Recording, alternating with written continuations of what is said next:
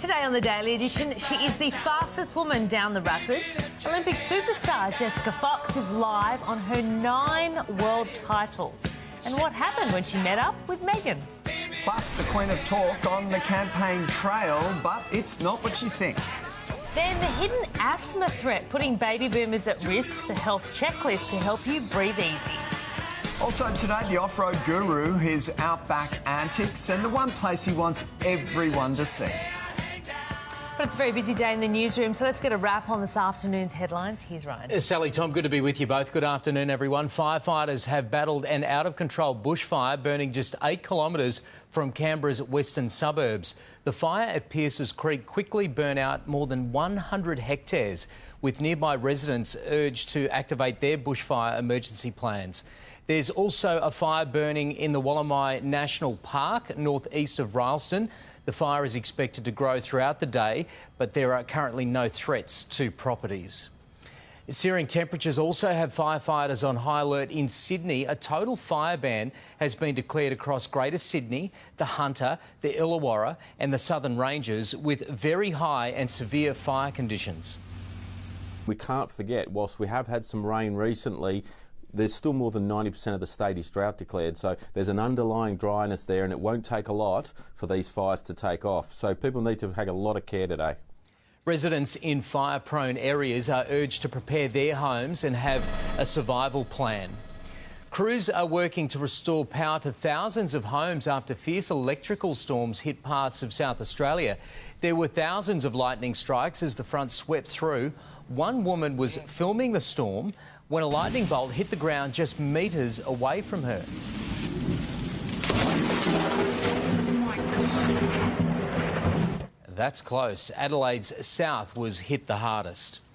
An American basketballer's dog has been deported after the pet flew undetected from Los Angeles to Brisbane in the player's carry-on luggage. Lamar Patterson, who's here to play with the Brisbane Bullets, was stopped and questioned by Customs when he arrived in Australia. Simon Love has more.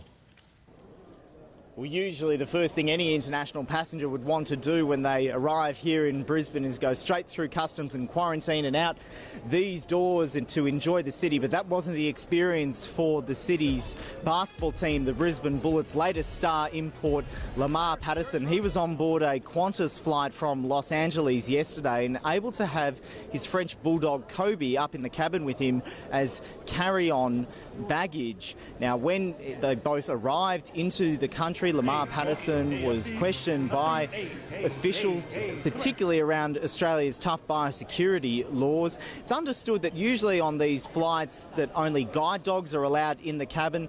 A dog like a French bulldog would have to usually go underneath and the owners sign a waiver. When I got these, I here filled the declaration form out and I went to the side for 2 minutes, boom, boom, boom, real quick, didn't even read it. I wasn't aware of the policies and the rules here, the regulations. But the Brisbane Bullets themselves have possibly put this case down to not informing their star recruit enough of Australia's biosecurity laws. Certainly this takes some comparison to what occurred with Johnny Depp when he tried to get his dogs Pistol and Boo into the country on board a private plane. That caught the ire of the then Agriculture Minister Barnaby Joyce, but perhaps this one a little bit more of an innocent case. Lamar Patterson is now enjoying Brisbane, the club hoping that he might play against Adelaide this Sunday.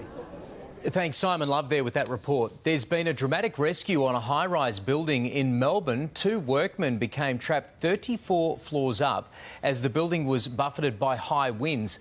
Firefighters managed to lower a ladder to them from the next floor and the 2 men climbed to safety. The drama unfolded on Spring Street in the CBD near Victoria's Parliament. The Himalayan conjoined twins are building their strength as they prepare to undergo separation surgery in Melbourne. Nima and Dawa are getting extra nutrition at a retreat just outside the city. They've had extensive tests and scans and their surgical team is feeling confident about the upcoming operation. The twins from Bhutan share a liver and possibly part of a bowel, but the extent of what they share won't be revealed until surgery. Usain Bolt and the Central Coast Mariners have decided to part ways. The Olympic gold medalist had been trialling with the A-League team. hoping to score a contract to begin his footballing career. Both sides were unable to reach a financial agreement, leaving Bolt free to pursue his football elsewhere. Yeah, the club was offering $150,000. He wanted $3 million. They needed third-party deals kind of to make that happen. Look, at the end of the day, yes, he's great to bring the crowds through, but his football certainly wasn't up to the standard that would demand that sort of paycheck. Will he get it elsewhere? He will get trials elsewhere. He's got a long way to go. He's certainly got great athletic ability, but transferring that to football is a completely different beast. Yeah, sure. Wait and see. Yeah. Wait and see. Maybe. Okay. Thanks, mate. Still to come, Prince Harry's romantic tribute to wife Meghan. Plus, her latest world title has officially made her the most successful paddler in history. Now, Olympian Jess Fox talks Tokyo 2020 and what her parents think of her sporting success. Next up, though, first it was a Spice Girls reunion. Now there's a feud that's brewing between the famous five. We will have all of those details after the break. I'm giving you